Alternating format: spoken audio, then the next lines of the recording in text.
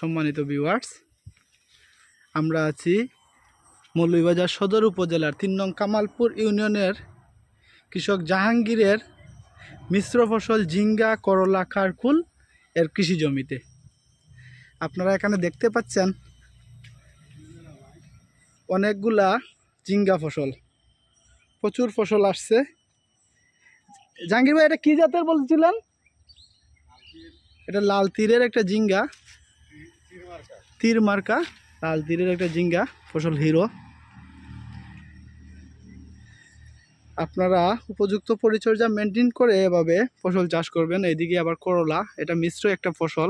করলা আছে, ঝিঙ্গা আছে, কারকুল আছে, আবার ওই পাশে বরবটিও আছে, তাই না? বাহ, বরবটিও আছে। ওই যে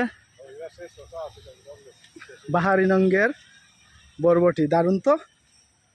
এটা লাল বরবটি, এটা কি জাত?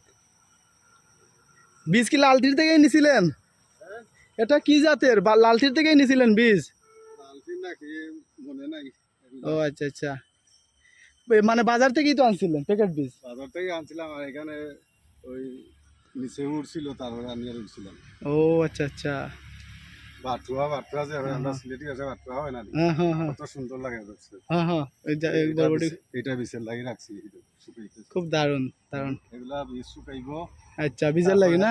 আবার লাগাইবো। যেহেতু অল্প পরিসরের জন্য আপনি বিক্রি টিক্রি না করে বীজের জন্য শুকাইতেছেন, যাতে আগামীতে বেশি বেশি করে করতে পারেন। বেশি বেশি করতে পারি। আর এটা দেখতে বহুত সুন্দর, প্রথমবার পাইছি এটা। প্রথমবার পাইছেন না? হ্যাঁ হ্যাঁ, আসলে এই ফসলটা অনেক সুন্দর। নাইলে তো এই গ্রিন, সাদা, এদিকে আবার গ্রিন আছে। হ্যাঁ, সাদা এগুলা খাইয়া লাইছি তো।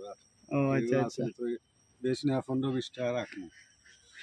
করলা আপনি বাজার থেকে বীজ আনছিলেন? হ্যাঁ, করলা আবার ওই লাল তীরের।